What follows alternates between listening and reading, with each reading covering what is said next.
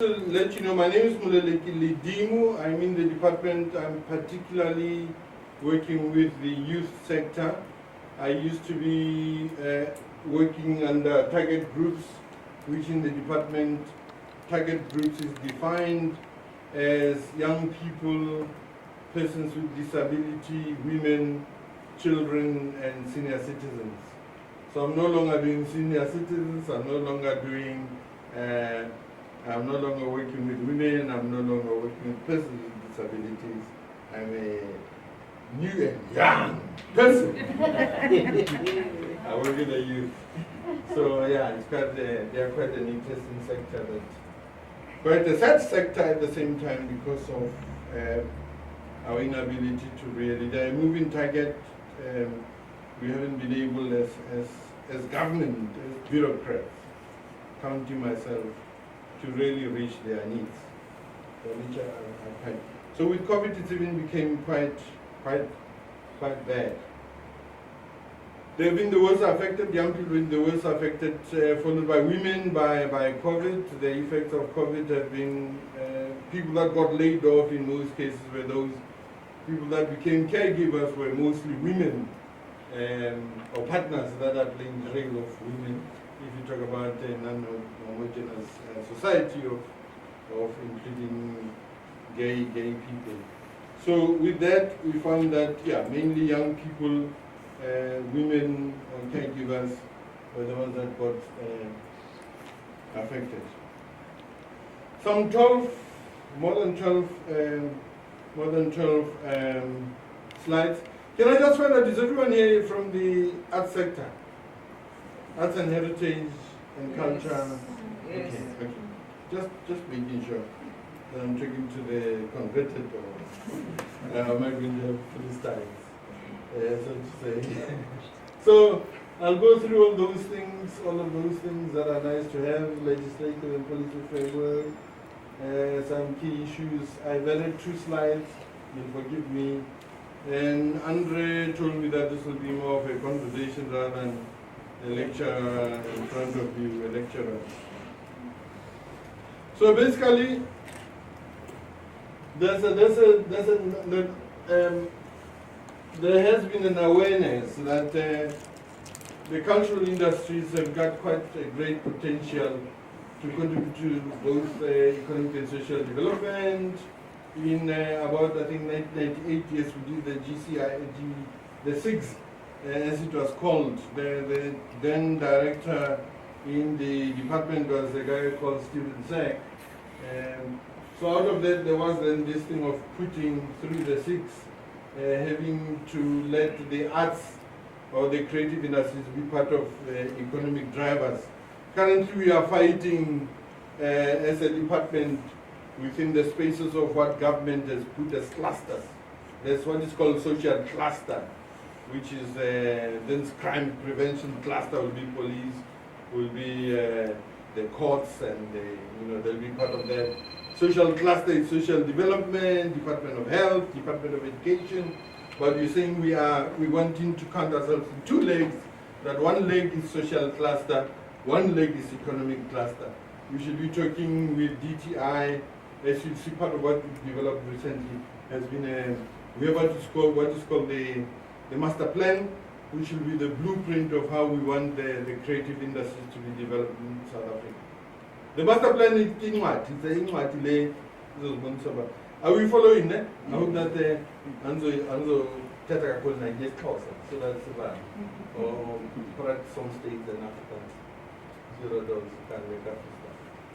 So there is this thing about our diverse and dynamic arts and cultural heritage. We are one of which is one of the richest. We're not only having Kruger National Park as one of the most important. We have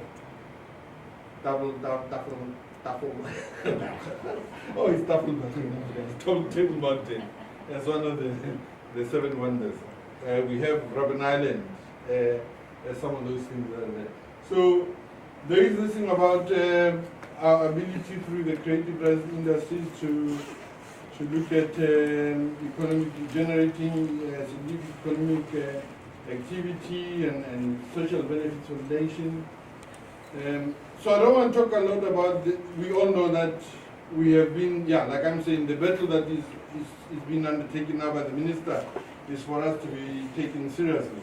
But part of us, about government pushing this notion within that government setup has been then to also try and look at how the practitioners themselves are going to be taking themselves seriously by saying that what I'm doing, I often tell young people that if you're a DJ, you're a known little DJ in the corner in Kailicha, since Tembi says that you should come and play music at her 21st birthday, daughter's 21st birthday party, part of the first thing that you should ask for is to get a quotation.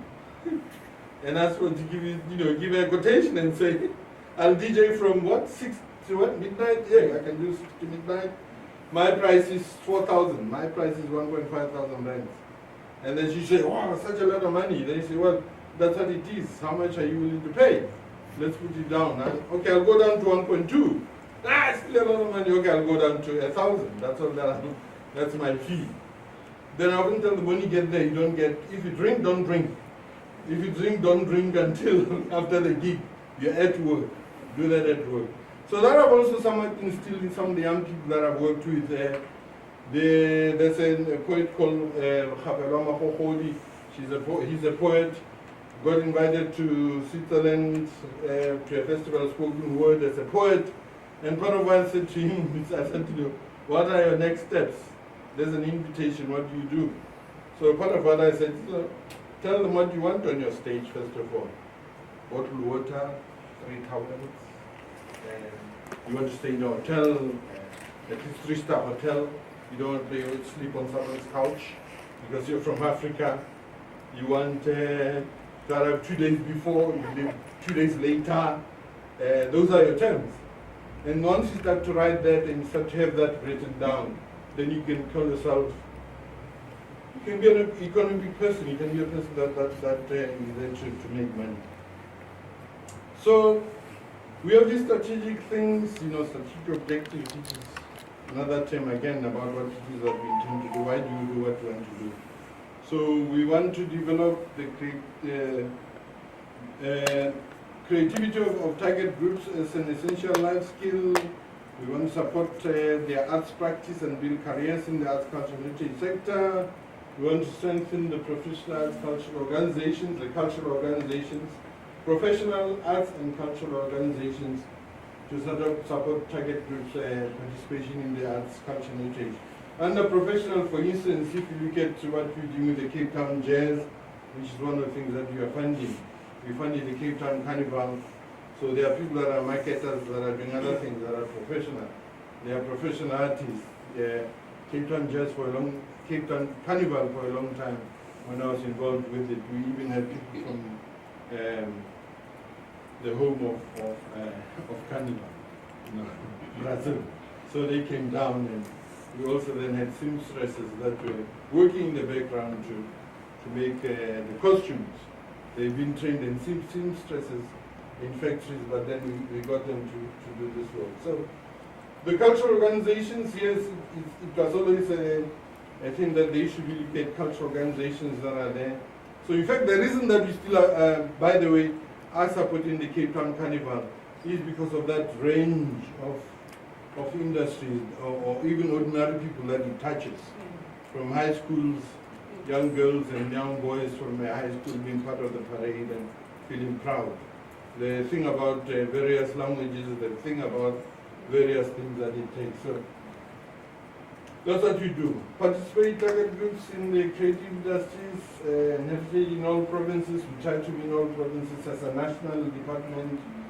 So we also are doing this thing of deliberate target setting or set asides, which is saying that we are ring-fencing a certain amount as amount for youth, as amount for women, as amount for senior citizens, for children's programs as well. So I will also maybe, Charles, I don't know, I will leave this presentation. Like I said, I hate going through presentations because you end up able to read it and into. I would have wanted to, it structures one's thinking, but maybe one should continue. So basically this is the importance of the impact of creative industries. So we talked about the economic input that they make, on economic sector that they make, but there is this thing of economic footprint and employment. Part of what you have, you can set up the music studio here and still have someone in KZN being able to send through in whatever it is, the music. You can have a mixer this side or a mixing studio, and they will be there. You could collaborate currently, as you saw through or during COVID, there were a lot of collaborations between creatives. Someone in Italy, and someone in Canada, and someone in South Africa, and Brazil, all singing the same song and creating a song. I don't want to even talk about Jerusalem as a hint that ought to be a global phenomenon coming out of South Africa. So there's innovation across the economy. So these are, in fact, this slide is a slide that we've always been punting and using for saying that we are part of the economic cluster, that we need to be part of here. So this one particularly talks about where we have failed as bureaucrats. As you can see, it talks about the microscopic ideas, if well nurtured and developed in a conducive environment, which you haven't created so much, we sort of failed, and well supported, can spark an economic revolution and make massive contribution to the general welfare of humanity. The struggle that we've had has always been that crime is high, so let's have more police. There's health issues, the clinics are closing, let's have more clinics. Our art and culture, or that art and culture thing, the music thing, that it's nice to have. People will still be buying CDs, don't worry. They'll still watch things on Netflix. Whereas the reality is that that is also equally important. It's an equally important and urgent aspect of what the government should offer as services. So I was late also because I had a strategic plan preparation where if you're not in that discussion, your things get cut off. So that's always a constant battle to always fight for the territory and always defend. So governments across the world have recognized this. They've recognized the contributions, the general welfare of humanity. So they are thinking of creative industries as part of generating wealth and looking at economic growth. They are actively embracing a wide variety of instruments to ensure that their economies become more competitive. One of the most exciting things about our sector as a sector is that it is one of the only other sectors that builds social cohesion. I'm likely to dance to Tiki Dry. I'm likely to enjoy Mampur or Vein or Sweet Vein. I'm likely to enjoy Mkomboti. We're likely to talk to each other and laugh at each other in a comedy show. That is done by whoever. We lost a good boy who went who's got a talk show, a show in New York. But yeah, we're likely to have that. So socially cohesive societies are seen also as mainly successful, as being able to get a lot of things done.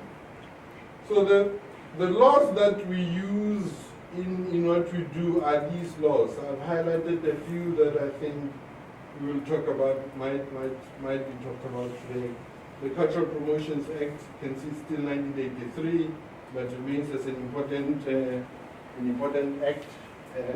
The National Heritage Act, Council Act, the National Arts Council Act of 1997, the National Film and Video Foundation in 1997. So those are quite new.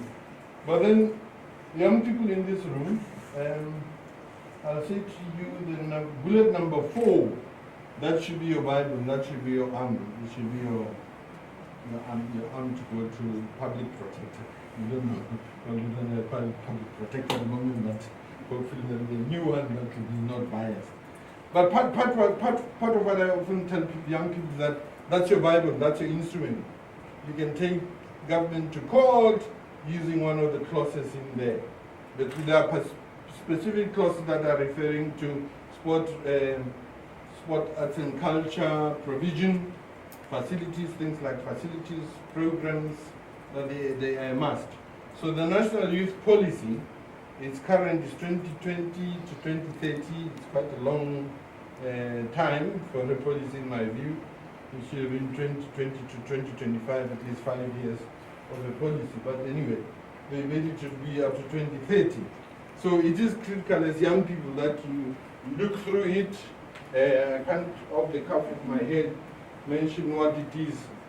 Then if you want to go into Mozambique, Zambia, you want to go to Ghana to go do an exchange program, this is another thing that the South African government signed. Article number 20 of the African Youth Charter specifically talks about provision of arts and culture, the exchange programs. It talks about how young people on the continent have to be given access to arts and culture particularly. I can Google it and we can then look at it. Okay, let's talk about this, the big elephant in the room. This year we have had, I was told to talk cautiously about Mzansi golden economy. Cautiously because this year we are dealing with backlog of what is called national flagships, provincial flagships. Mzansi golden economy, just to get that out of the picture, we have what is called national flagships. The national flagships are programs that the department, together with the provinces, would have identified as having an ability to attract artists or creatives or practitioners on a national level. So in other words, like the National Arts Festival in Grahamstown, which certainly we've stopped to fund, which certainly Standard Bank has also pulled the flag, so we don't know what will happen there. The Cape Town Jazz, and with the national flagships under Mzansi Golden Economy, those are done as international, as also having an ability to attract international artists with, of course, big sponsorship from corporate sponsorship from South Africa. The Standard Bank Joy of Jazz was one of them. You'd have whoever big coming. So within the provinces the provinces were given money. The money goes directly to the province for provincial flagships. Each province currently still remains with 2 or 3, some are proposing 3 provincial flagships. Western Cape is still the jazz festival. I don't know whether it will still be called the Standard Bank Jazz Festival. They are pulling the plug there as well. Maybe the Cape Town, City of Cape Town will be the sponsor, but I don't know whether it's the municipality, they have money. But probably the people that are running it are looking at ways of getting money. So in Cape Town, we have the Cape Town Jazz Festival, we still have the Cape Town Carnival. So those are brought forward by the ABC for sport, arts and culture in the province. Cultural affairs and sport, CAS. Cultural affairs and sport. So we funding them. In the Free State is Makufe, which is well known, the Makufe Festival. And then they do have also the Mine Dance. The Mine Dance Festival is about miners dancing. So it's also an amazing social project. So within those, some of the artists then complain that I'm not part of a provincial flagship, but I'm based here and this thing is happening. So we then give a call for proposals under Mzansi Golden Economy funding. So the funding strategy says that we have national flagships, we have provincial flagships, then we'll have what is called call for proposals for ordinary artists, for ordinary practitioners. So under that, we then have these three things, these 3 categories or work streams. that. Just want to just go through it quickly. Cultural events funding, you can apply as an individual. I'm a comedian, I want to make one stand-up comedy at Artscape, at Kalicha, in Kraaifontein. I want to do it in Worcester. I want to do it at the township somewhere in Stellenbosch. You'll then be given money based on your proposal and other requirements that I'll go through. I want to do it as an NGO. You can do it as an NGO. 7 of us are going to stage this community festival on traditional music or Africans Bure music thing, or Guma music festival, or just African style festival, or written literary festival, or we want to do a big fashion show. That will be allowed as an NGO. As a company, the same. You can do it as a PTY Ltd, as a CC, as a registered company. As long as it's registered, there are other requirements that will go through, which are important. We then have these 3 work streams that are particularly open to the public. The cultural events funding. It's funding for local development and cultural events in all provinces, but you are also allowed, if you're in the Western Cape, you feel that you have an exciting thing that you can do in KZN, your company is registered in Western Cape, or your NPO is registered, you're allowed. As an individual based in Worcester, you're allowed to go to Bloemfontein and go do it there, or Machalis Kruon somewhere, or for Jim's Kruon, you're allowed to go there as an individual with with the name of the company, or your name as a person being based in the address of Parliament. So the priority is given to women, youth, person with disability, and it's about trying to get things in small communities. Remember Makufe, Cape Town Jazz is even in a city. It's in a metro. Well, it's not going to college, but it's here. It's in the city. So is the Cape Town Carnival. So is the Joy of Jazz. It's in Sandton in Joburg now. It's moved to Sandton. So is Makufe. It's happening in town. It's not in the township.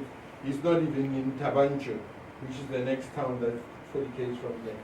So by the marginalized communities, we mean that there are those communities where nothing happens, really, in relation to culture. If you know about the Naisna Festival, it started with as a Naisna Oyster Festival. People just got together and said, we'll do this. Year 1, year 2 it grew, year 3 it became bigger. Year 4, then you get a lot of dikis like us from Joburg who are now not even eating Oyster, because we'll get drunk and squash and go back to Gauteng. So, that's what we're talking about. We're talking about what is happening in Bonneville, Robertson. There's nothing happening in the township there. There's nothing happening outside somewhere in Worcester. There's an in-between town in the Karoo where nothing is happening. Tankwa, there's something happening called Africa there. But there are other smaller towns, Richmond. So you can select, part of what you're saying is that we want you, for year 1, we might even, you can even title an annual Bonneville Festival. So year 1 will say you will be seeing it. Year 1 will also go, we have to also go to your thing and see it. You tell us that we are staging the show on the 7th. We'll go there and check it on the 7th. Year 2, we'll give you a little bit less than what we gave it last year. We gave you 500,000 the year 1. Year 2, we might give you 150,000 or 200,000, but it will be decreasing because the notion is that you become self-sustainable. The trick there again to be a Tsotsi is to do a syndicate. To have someone then in the same vicinity having another similar thing, which then joins and becomes this. So it's Bonneville and the other township, but then you co-join the dates. This weekend is in Bonneville with that small amount of 150. the same artists that were in Bonneville are now in another township, and then you paint them again. So, but the whole community, the communities of adjacent townships are part of it. So we're not funding training. We're not funding, it's not for big established artists. You can't let Lira come there because you want a crowd puller. This show, this funding is not about, these events of call for proposals is not for big names. Big names are with Joy of Jazz, big names are with Makufe, big names are with the Cape Town Jazz. So here we look at local emerging artists being given an opportunity. You can have a big name if you negotiate with them. Their argument is that for an artist who's established like him, who wants 100,000, you pay about 10 emerging artists 10,000 each. You'll even pay 25,000 each. Because we're not restricting you of how much you are paying your artist. But we want you to sign a contract with each artist and show that they then report. So that it's part of a reporting. We sometimes also want to, we speak about, the other big issue here has been also Mzanzibari economy has been about jobs created. So the number of jobs that you create, you let people sign, even if it's a one page, I think, Nontikelo Loma Jola, Dansa, I'll get paid for the 7th, 5,000 rents. You sign, you get the invoice. So we then want to also see paper trail of some sort, whether an EFT, proof that you pay them. If they want cash, we still have to want them to sign. They might do, if it's a lot of money, they might have to go to the police station and do an affidavit that you truly pay them. The other thing is, it's an important thing, Bagiti. People, it's very important that those contracts are signed beforehand. We've had a lot of people coming to the office because of this, like, I didn't get paid, I didn't get paid, I want to go stab him, and I want you to blacklist him, and I want you to kill him, and I want him to be jailed. And we said, well, it was not an agreement. We gave them the 500,000 years. If they didn't pay you, sorry, we can't do much. You're not protecting artists. We are artists, this guy didn't pay us. So it's important that you also set it up front so that people know that it's 5,000, it's not more than 5,000. And maybe that's only amount that's available. You want to go beyond 5,000, you don't want to get off the stage because you now want to play and back up every artist so they get 20,000. You won't get it, it's 5,000. Even relatives, people, I've got relatives that, he's got a new Jetta now, he's got a new Polo.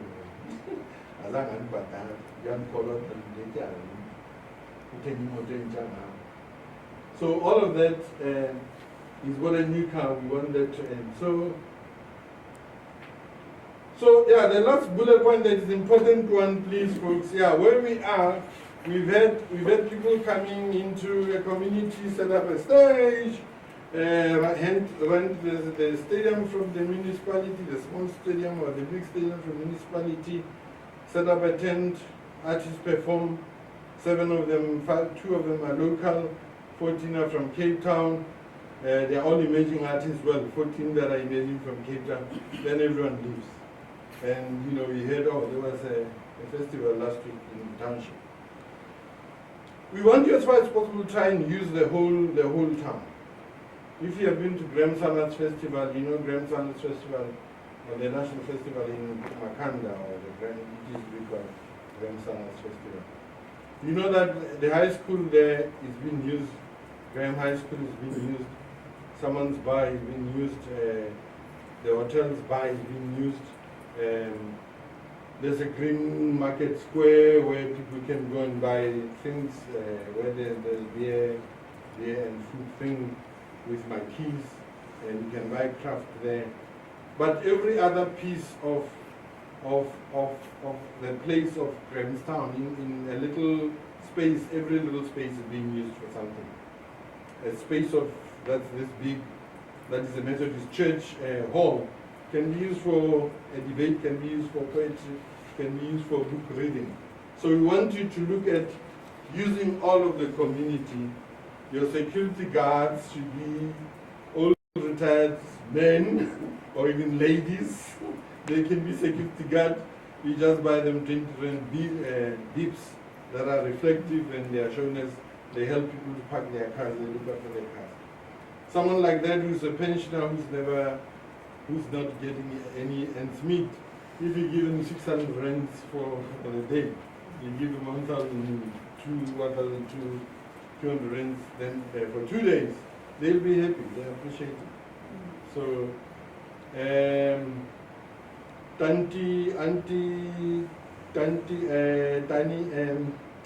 Tani Lisbeth's cook sisters and things, pancakes and Indian food, whatever, Malay food, should be sold there. Create a space for them, maybe create a whole thing where most of the township people are benefiting from that. So, when you say the whole community, can be the whole community spreading, it can be the whole community being read in a space. You have a huge marquee, this side is all handcrafted things, this side you have young people's things where they design things. You have a stage here, the stage has got poets, has got storytellers, has got comedians, has got musicians that play Guma, he has got musicians that play this and that. By the way, bro, we're not finding hip hop. We're not finding hip hop concerts, launches of CDs, launches of a book. You can have a hip hop launch of a CD by having a music festival of other people. The whole idea about DJs, what we've heard, although DJs are making money and they are quite significant and they can have a good social media reflection on us, is that with one DJ who we pay 10,000, again, the argument has always been that spread that money as far as possible by giving real artists. What Black Coffee has done, which was so amazing, one of his amazing concerts for me that still stands out, I couldn't attend it, I got a DVD of it. It's in Devon where he played with the KZN Philharmonic Orchestra. He had Zex Van Dien, he had a whole line of other artists that came as guest artists to play with him. While he's playing and spinning discs, there was a real orchestra playing. Number 2, Story Ventures. Brother Charles, how much time do I have? How much am I having? I shouldn't unhappy. Standing between me and lunch and standing between me and the next appointment. Quickly then. Touring Ventures is mainly where it's not a bursary scheme. You're going to, if there's a scholarship for you to go do film for 2 years in NYU, New York University, we're not funding that. We're not funding you to go complete a degree somewhere in Australia. It is about you being invited to a conference where you might have to speak. You're invited to an exhibition with your work. You're invited to go showcase your fashion things. There's a folklore festival where they say you should bring your traditional beadwork. You're invited to come to a national cook thing somewhere in Ghana.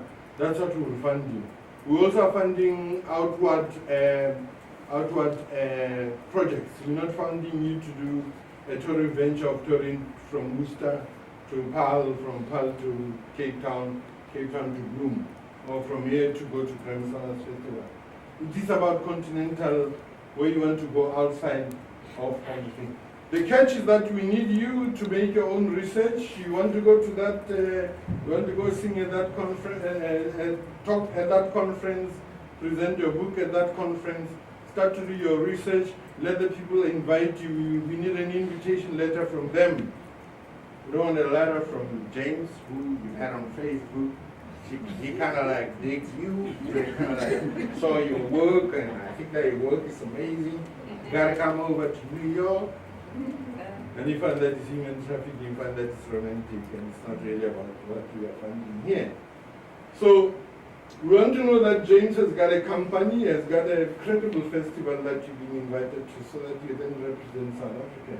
And it's not a thing that James has just thought about yesterday. So, we cover transport and accommodation mainly because we want you to be safe. We don't want you to sleep on someone's couch who on the internet looked like they had a good residency program where you can sleep. We want you to also get yourself a quotation. You get yourself your own quotation of accommodation, your own flight details through a reputable travel agent. You can speak to Rennies, you look to talk to Thompson's, talk to whoever the third company is, and then they structure your trip to Copenhagen where you've been invited. Are you flying via Amsterdam, via France, via London? It's really up to you. But then we want them to give you a flexible ticket. Always ask for what is called a flexible ticket price. Flexible ticket allows you to leave that place anytime. It allows you to have a time to leave within a short space of time. In flexible tickets, you said you'll come back on the 14th. If there's war there, you're going to have to wait until the 14th, unless the ambassador comes to your aid and helps you. So some exclusions may include, we might not be paying for your exhibition fees. We might, especially visa, we're not paying for visa. It's sometimes expensive, but yeah, we also then sometimes, and there's some exclusions. In English, when you say some, maybe. We can sometimes say, yeah, I will pay for it. I will pay for that. We're not paying for your spouse, as beautiful as she looks or as handsome as he looks. We won't pay for him to come with you. We won't pay for someone who's a band leader who's not playing. We'll pay for a band leader who's a band leader who also plays. But you can't say that this our manager is going to tour with us, or we've been invited to this thing for 2 days. We won't be, we can't pay for buying your equipment. You need a new guitar because this is an amazing thing. You want to impress the Americans with your new bass guitar. We won't pay for that. You might hire it, you might consider hiring it, but consider that you might need a lot of money for insurance in case it gets cracked or gets broken or gets stolen by the airlines or in your hotel. So that's a risk you take. We're not paying for rehearsals. Rehearsal in South Africa, when you arrive there, you should be knowing your story, unless they come. We also want, as a condition sometimes in that letter, for them to indicate what it is that they are covering. They might say they are covering your ground transport or your meals, so it should be explicit in that letter. What I also advise people usually is that try and get them to give you an itinerary of a day before and a day after.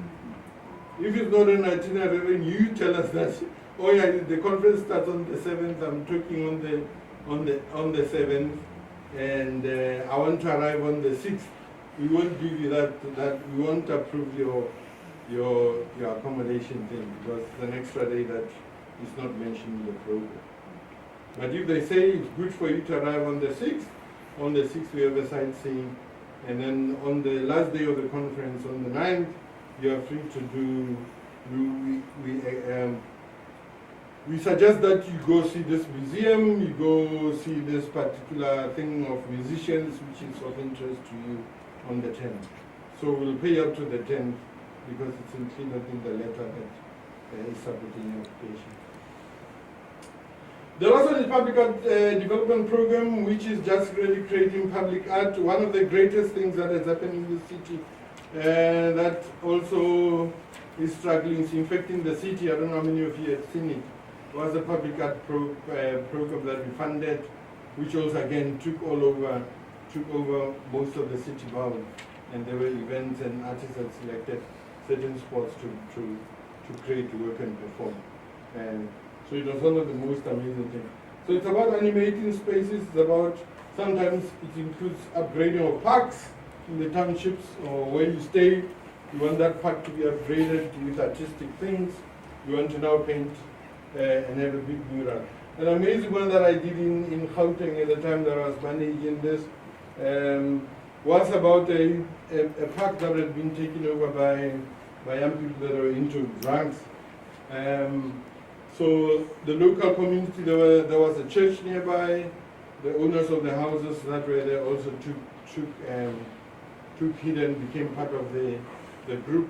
The people that we funded were also quite good because they also then did a public participation. You need to sometimes when you do public art to have public participation so that people don't destroy the artwork because they might hate it. So some key issues. We have started the PSP Presidential Employment Stimulus Package, that's what it is. There was PESP1 and there was PESP2. We are now in PESP3. I hope you all saw it. It was on the National Arts Council website.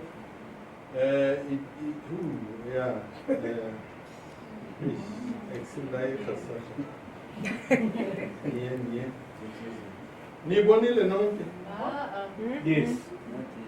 Some of you. Yeah? Okay.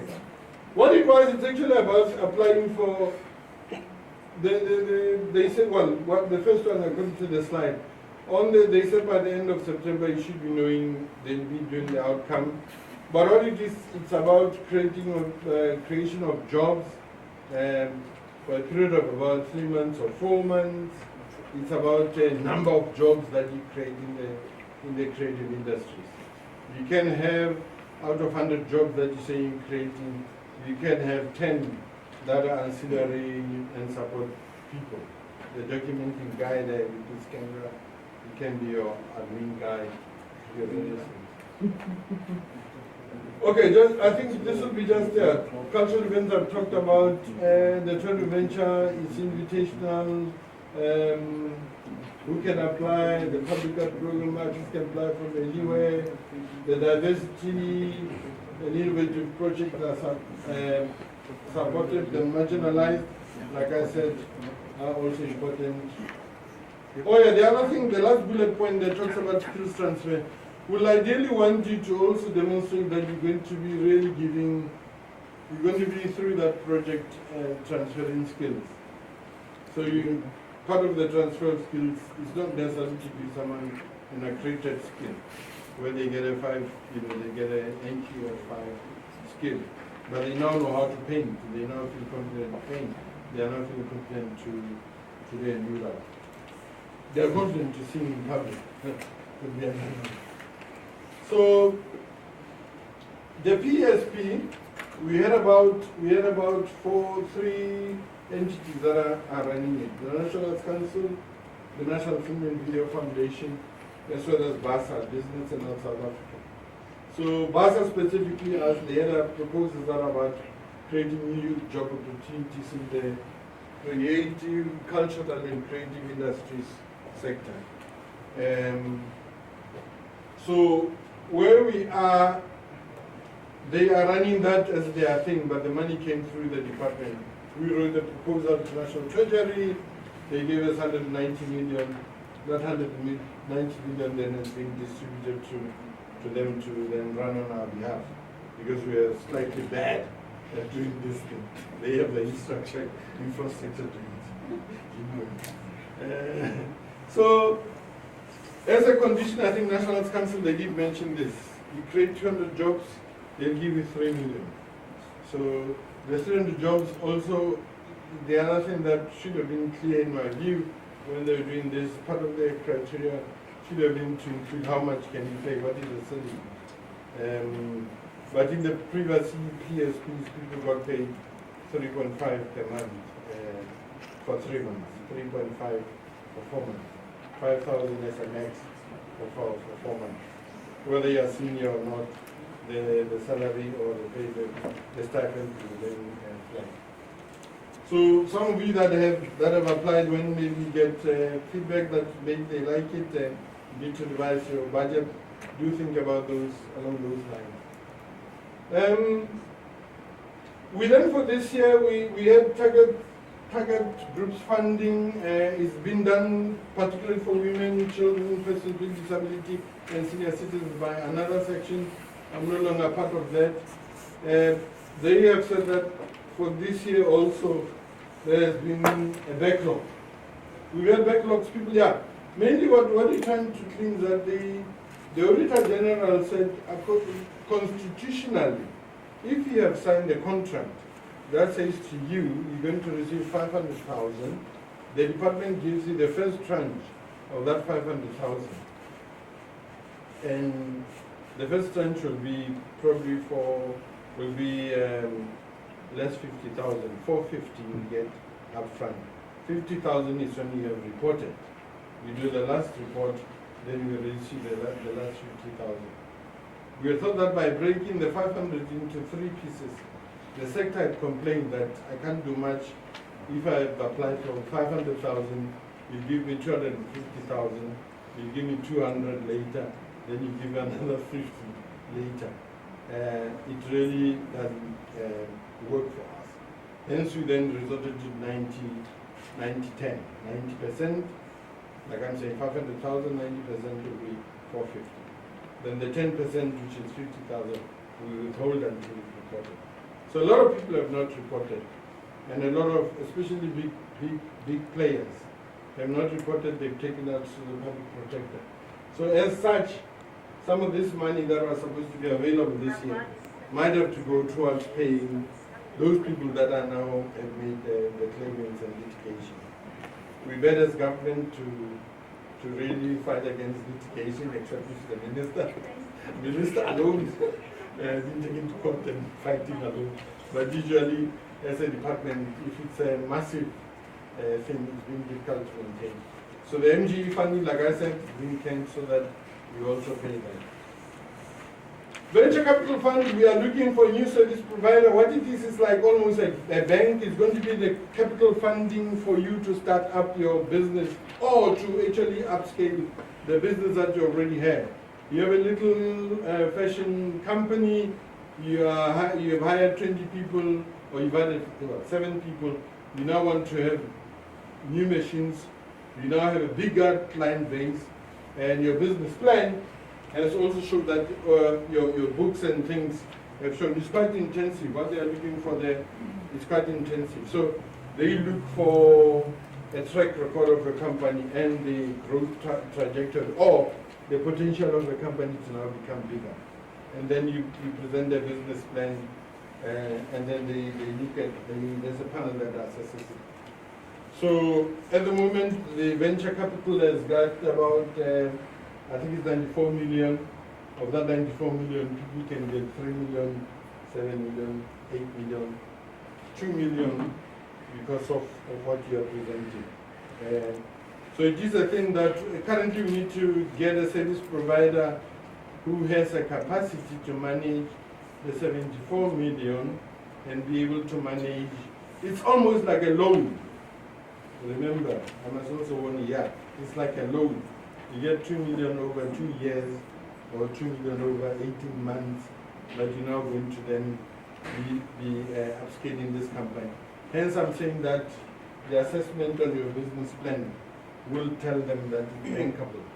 That company that is going to be running that will tell them that it's bankable. We have what you call the Debbie Fund. The Debbie Fund is coming to an end now. We have 25 top, what it is has been a mentorship program for young people with business, the creative industries, business enterprises that need to be propelled and be launched. So currently there's 25 young people around October will be announcing who are the top 3, and those top 3 will be given some small amount of money like 500,000, 700,000 to go start up their companies. But what it's been an amazing program where initially we let young people apply through WhatsApp. I'm a fashion designer, or I'm a music producer, or I've got a film studio, or I've got a photography studio out here in Tankwa or in Richmond to Western Cape, where you never get to come. You always drive through when you go to Cape Town very fast. I'm here, and that's what I have. So based on that, there's an assessment that it looks like it's got a potential. Then the young people get taken to the next level of a real business planning. Then you get taken up to a level where they are now being assigned a mentor, and the mentor will then be the person that breaks or makes that young person. It's not even breaking. It's about a business mentor comes and say, no, you say you're making nice shoes that are hand sewn. I don't see the value in it. Do this and do this. I'm suggesting you do this and that and that. And sometimes that's why people say, well, I can't continue with it. But most of the 25 that are remaining are all over South Africa. For those of you that are wanting to study, again, the National Arts Council still has funding. I said on that golden economy, by the way, it's for events. We're not funding you to do a long 6 months training program, 3 months training program, or 2 months training program. You want to do that, you should go to National Arts Council, where they'll be funding, part of what they're supposed to be funding. It's a long-term 6 months program that you want to run. You want to run a shoemaking or handcrafted knives or wooden things, furniture. They'll be the people that fund it.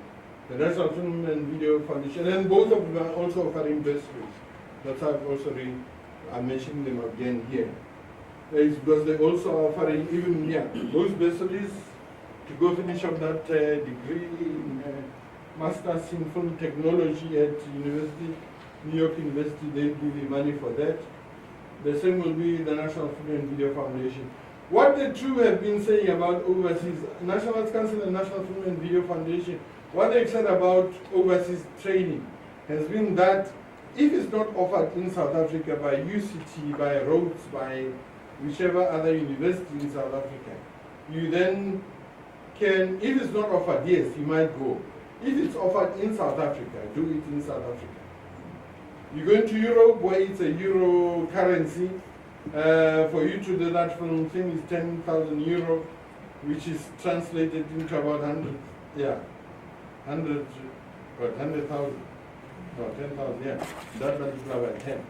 10,000 multiplied by about 10, 20, 15, 16. Yeah, 16. So it's a lot of money. So rather that money could have paid for 2 other people to study locally. The Provincial Arts and Culture Councils, I think that in this province also there is funding by the Provincial Arts and Culture Council, but what I've heard is that they are already, lined up and systematic way that they do it. According to the National Arts Council Act, the Provincial Arts and Culture Councils have also got to also set up their own. And in the National Arts Council, there's one of the members should be a person that is from the Provincial Arts and Culture Council. Gauteng used to run a good one because it was independent of the department and the panel was independent, and they'll also do a call for nomination of the members, board members, and panels that will then be making decisions. In our department directly, we are funding this. This is going to be a growing thing. I'm saying that because currently in Parliament, one of the discussions is what is called the National Language Bill. The National Language Bill is going to pave way for each and every province to officially, it is there in the Constitution, but now it will be enforceable that each and every province selects its official languages. So if you come into an official government building, once that bill is now an act, it means in Western Cape you are allowed to go and speak in a meeting or to be in a meeting where you say, like now, you be raising your hand and say, hey, how could you get pause and give a nix? When you can hear. But it will allow us to have translation. So the new language, in fact, in South Africa that has been now promulgated as an official language is sign language, language number 11.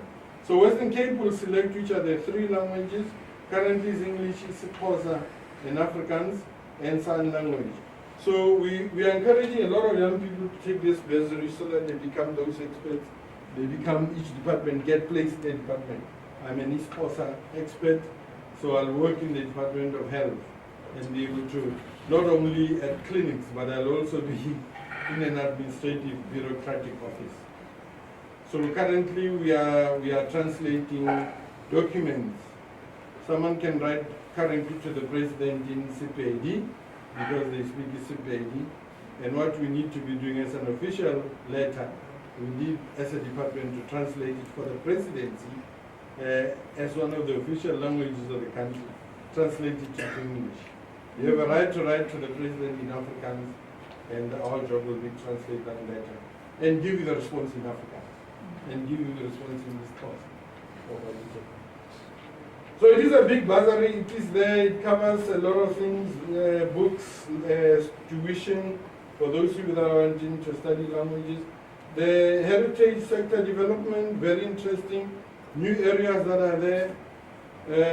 The biggest one that is happening is museum studies. The next big one is going to be material restoration.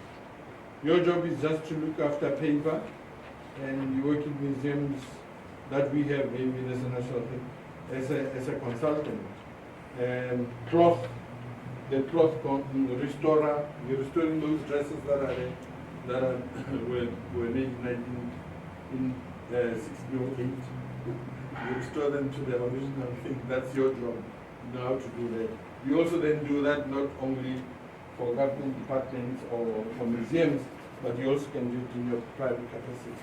Underwater, the biggest other thing for Abu Dhabi, for black people, is the underwater marine conservation. We are afraid of going under the water to the shipwrecks. So it's another area. Divers, we're looking at that. The only divers that we have are really at Samanstown that are in the Navy. So it's another big area that you can study that will fund. Currently, like I'm saying, also, I can't swim anyway when I'm sitting, let alone dive. Okay, the quick one and most important one is that this is the thing that people often miss.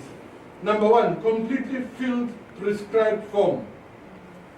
Name of the company, who is the director, who are the 5 people that will be working on this. It says 5 people.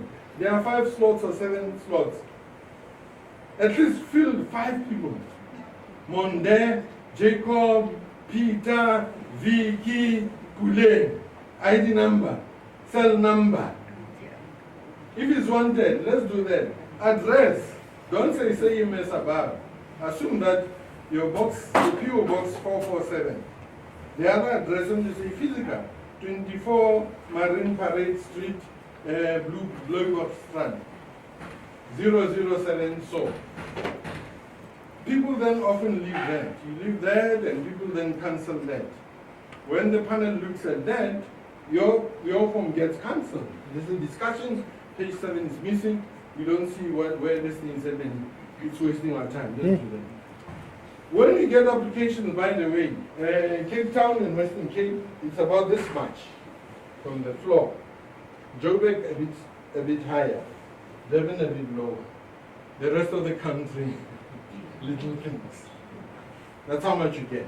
But if you get that, remember there's a panel of about 7 people. You can't get a panel of 24. It would be crazy to have 24 people looking, 24 eyes looking at one proposal. So we have a number of 7, usually 9. They look at the proposal. If yours doesn't make sense and there are things that are missing, people even get irritated. They say, no, this and this is not there. There's no ID copy. Let it go into the dustbin. Let it go there. Let someone write. So they write there, ID copy missing, this and this missing, bank statement, bank letter is missing. So that's the reasons have to be recorded for you when you do your appeal and say, I applied, I got regretted. We don't go to that. But part of what then happens is that if it's not there, if it's not properly stable, and if it's not filled, then it becomes a problem. Detailed project proposal, the questions that your proposal should answer is where are you doing it? When are you doing it? You don't have to say on the 7th of April, but you need to say April 2021, 22. August 27th of August to the 28th of August. So that we then have that date. People know that has it gone past by the time we look at it. And sometimes people are given a chance, even if by the time that your proposal is being looked at, you said your things in September, the panel is only sitting in September. We'll get you to revise it and say, can you do it any other time? But if that one is not there, again, it's irritating. I must say, no, it's not irritating. Let me put it clear. It's tiring. It's exhausting because you look at a whole lot of other documents. You know, we actually also don't look at them as bureaucrats, but the panel sometimes say, hey, check whether this is correctly filled. And at that time, it's unfair when you have deliberately not put in your document, your ID copy, for someone who had put it, then for us to go back to you after the closing date to say, please supply. It's as if it's a back office. Who will be managing this? 3 of us will be managing it. Who are the beneficiaries? The local musicians, dancers, 17 of them. We have identified them, or we haven't identified them, but we know that they are there in this community. And what will the impact be? We will leave, we will feed so many artists, we will leave, we might leave a community art center, we might leave a structure, we might leave a forum of artists in that area, which is now through the database that we built. So the one-page budget, oh yeah, by the way, the other thing, when you are, from Zan's Golden Economy, when you applied in the past, we had it online, as an online application. A lot of people will get frustrated that they are not getting, they are not completing the thing, it says error. It's sometimes because you have 5 pages of your budget, or you have more than what the proposal wants. If it says 2-page proposal, please stick to 2-page proposal. Rather write with the smallest font. Let the panel deal with how they get a magnifying glass. But if it's 2 pages, 2 pages, no pictures. The 2 pages for proposal, where, when, who, how. And you don't want your company's profile that we've been doing work with dancers for the last 15 years. Part of the other dancers have gone to Italy, and now currently we have 7 that we're thinking of. No, we just need to know who you are in this particular proposal. The valid tax clearance, it's a non-negotiable, not negotiable at all. If it's not there, we're not giving you funding. Remember, we're giving you state money, which is tax money, so you should have paid tax, or you should have proved that you are in the good standing of tax. If it's a new company, we don't care, you'll still have a new tax clearance certificate.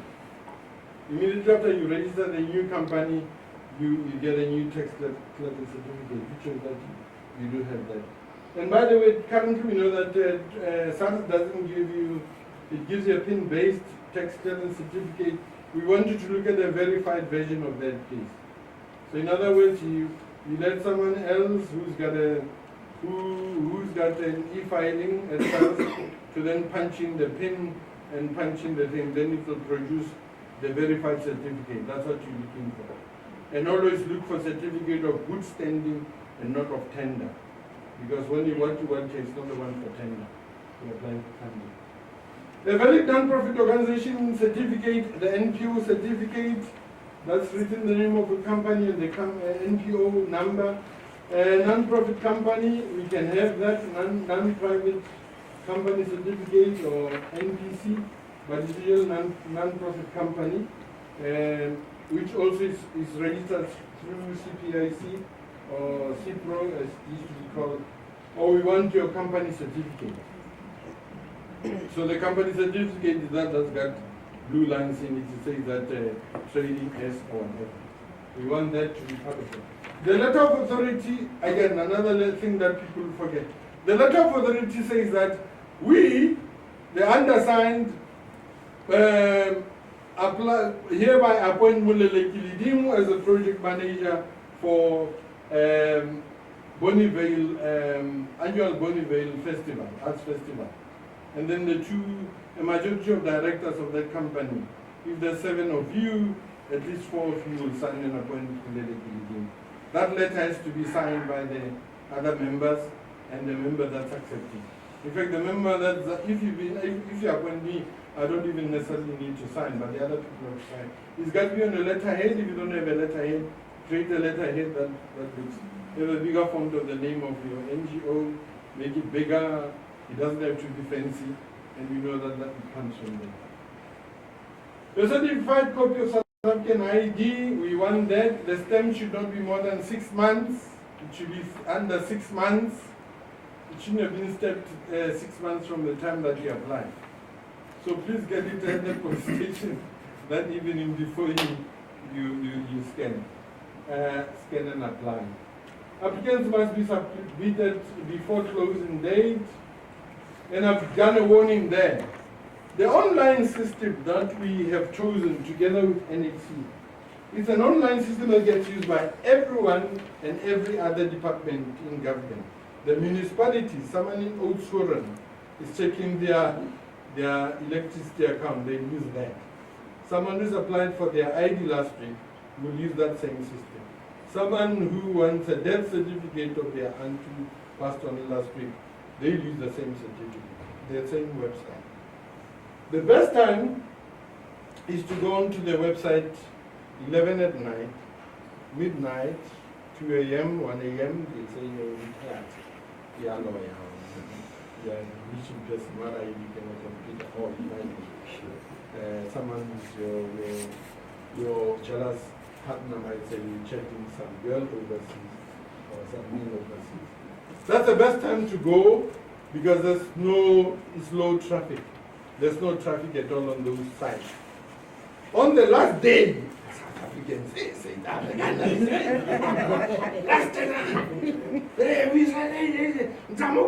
trying to change it. Mr. Kim will start working in this thing. No, are you sure now? I'll try 7 times. I have to work on the minister now. No, I'm going to call the minister. You guys don't do your job. Last day, it's a South African mentality. You want extension? Can you extend by 3 days? Yes, 3 days. Yeah, we give you 3. Can you extend by? I didn't get that there was an extension. I didn't go to the social media. Give me also 3. 7 of us are waiting here. We also want another 3 days. On that day. On that day, everyone is applying. Then it crashes. Then he gives the error 404, error 404. And once it closes, what tends to happen is that our IT guys set it up that after midnight, it's not available sometimes. You look for it and you say, I've been looking for it, and you say it's here. Some of the things that has been done in the city, as you know, the Ray-Ban things, Mandela overlooking Robben Island, it had a lot of criticism. People didn't like it, probably because people didn't do, the makers didn't do the consultation. My view about it was that I was going to comment, I said, yeah, I think it's about public consultation. Okay, the other thing that quickly, it's about this thing, while you follow the criteria, some of the things that you need to look at in getting a proposal to sometimes be eye-catching or be acceptable. Things like the contributions that your company do, you can indicate that as part of the body of your application. How you're going to be transferring skills, or people are going to be getting things in it. Like I said, the deadline is important. When you do, by the way, when you do budgeting, the budgeting issue is a critical one. The panel looks at that as well. The panel says that you say you're doing a festival in Oudtshoorn, you want in 7 million. Whereas you said we are only funding up to 2 million as a maximum. Or you wanted to do it for 1.8 million as a dance program that starts at 8 o'clock in the morning until 5. 1.8 million in Oudtshoorn. It really doesn't make sense. You know, sometimes the panel think, well, you haven't done your thought through. You haven't really applied your mind, you just thumb second. It's important that for each and every item that you don't have, you go get a quotation. You don't want 3 quotations in your application. You don't want that included. You don't have a stage, you want a stage not this much, go get 3 quotations, even telephonically. I see that you guys are making stages. We have a festival, we want to have dancers. And there'll be a lot of traditional jumping on it, and we want it 4 meters high. It's a festival that you're planning also for 4 days. How much? Okay, we'll WhatsApp your price. You then calculate, the next company, this guy says 70,000, the next guy 80,000, the other guy says 85,000. In your proposal, then you put the one who's the highest. So that when the decision is taken to fund you, but you are told to revise your budget down, you still know there's another guy for 70,000. But also it helps you with accurate budgeting. So musicians, like I said, it's really, we don't have restrictions about how you pay your musicians. It's really up to you and your negotiations.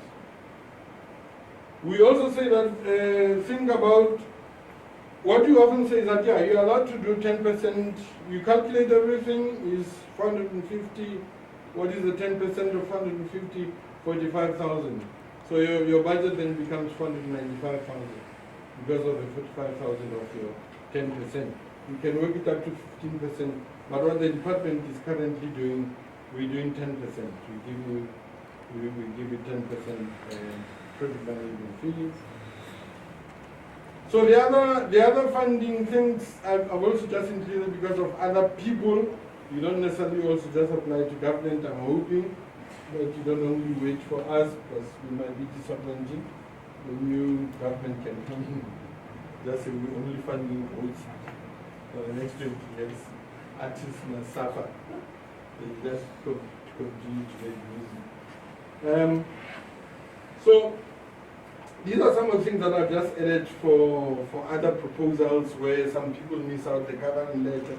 We don't want it in MGE, but when you go to other people, corporate sponsors, that's what you need to do, the motivation, and sometimes out of this covering letter, you may need an affidavit to show that if it's for, I've included this for kids, for youth that's wanting to get a bursary.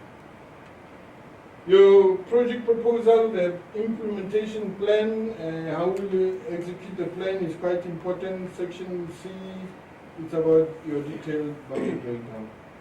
These are some of the things that this is at Con Hill. It's an artwork by Sidney Kumalo. Some of the things that we funded, that was infecting the city in Bombela. It was an iteration or copy of what has happened infecting in city in Joburg, in Cape Town, was then taken to Bombela.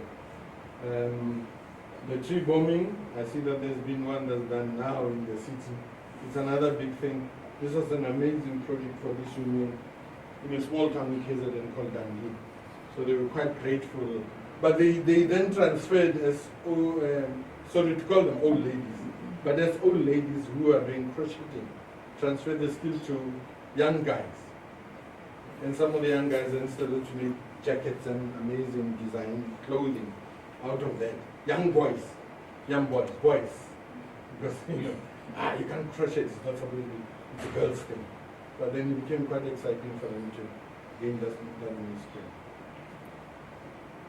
Some of the people that we've also funded, by the way, when we said, I forgot to mention this, when I said community, please also include an aspect of one day of sharing with young people various careers. Invite someone from UCT to come and talk about it, what do they teach CPUT, what are they offering in the arts. Invite Artscape here to come and talk how do they stage shows.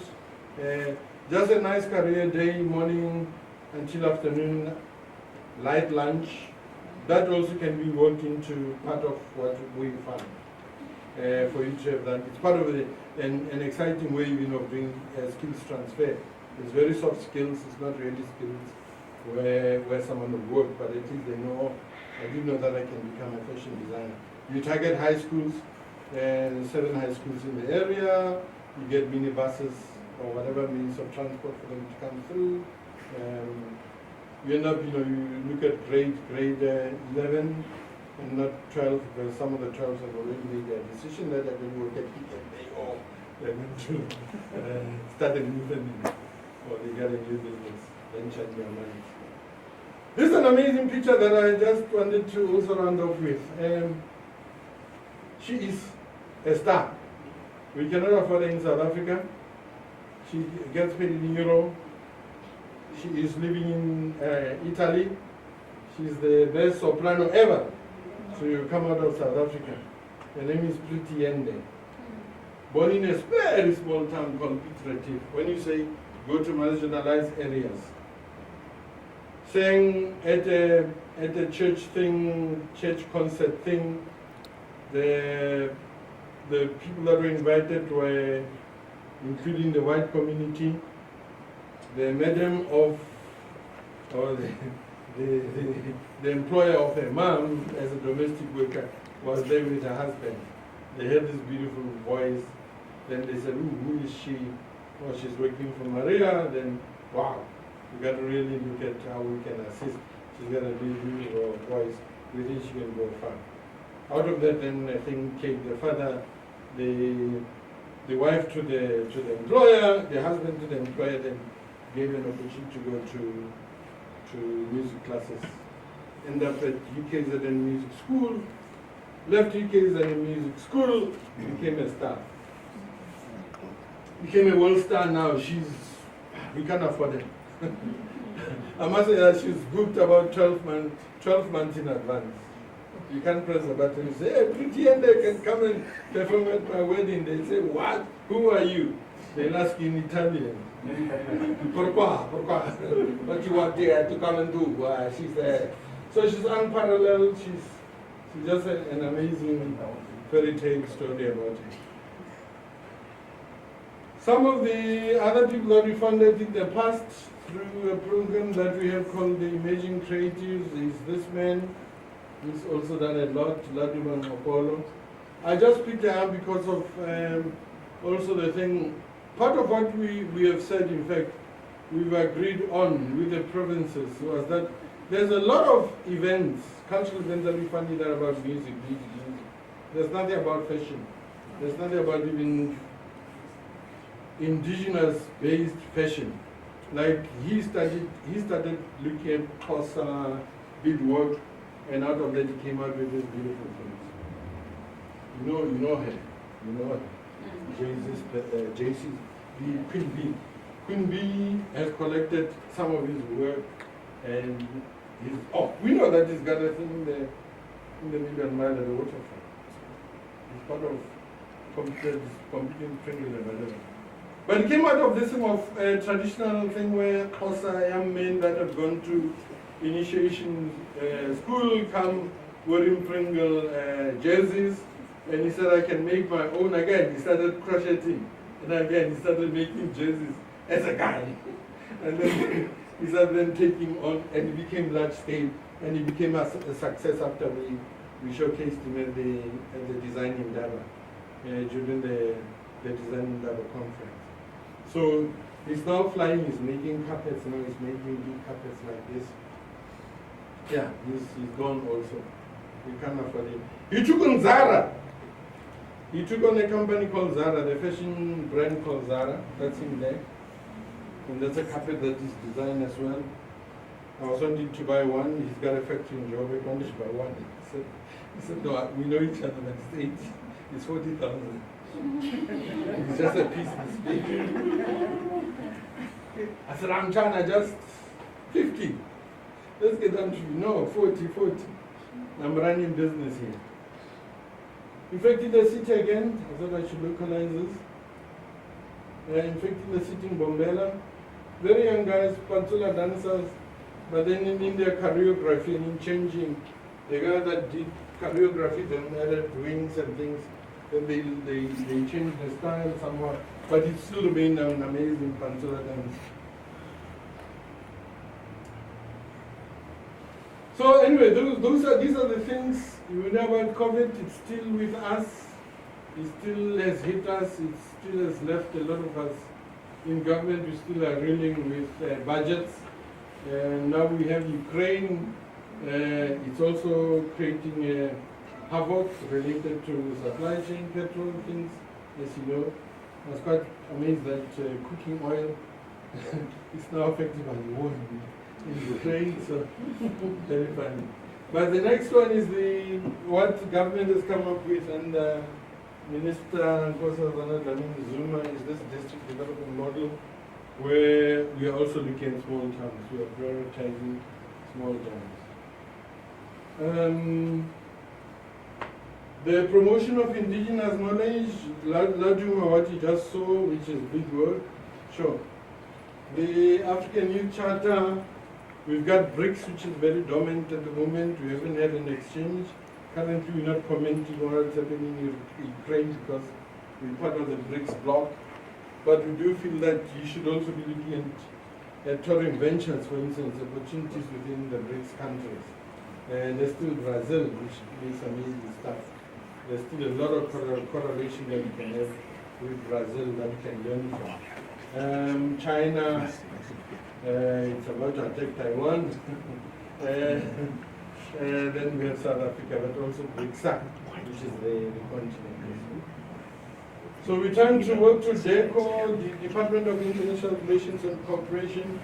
We also create platforms through the embassies and ambassadors. And sometimes also you can even write to an ambassador and say, hey, I'm a dancer, we are a dance group here. Can you link us up with a dance group there in Spain that we can collaborate with? Or link us up with 5 festivals that you know that you can link up with. And then you tell them, him or her, that yeah, in Spain we like the one in Barcelona. We think that will link up with them. You see there, I think it's in December or in November. So please link us up. The ambassador can make those things. The offices often make up those links of people-to-people relations. That's the role of an ambassador, to sell South Africa in that country. One of the ways will be to tell the citizens of that country that, hey, we have an amazing proposal here from this and that. We're looking at the higher education as one other thing that we need to look at. Asanteni sana. Asanteni in Zulu, which is Kiswahili for thank you.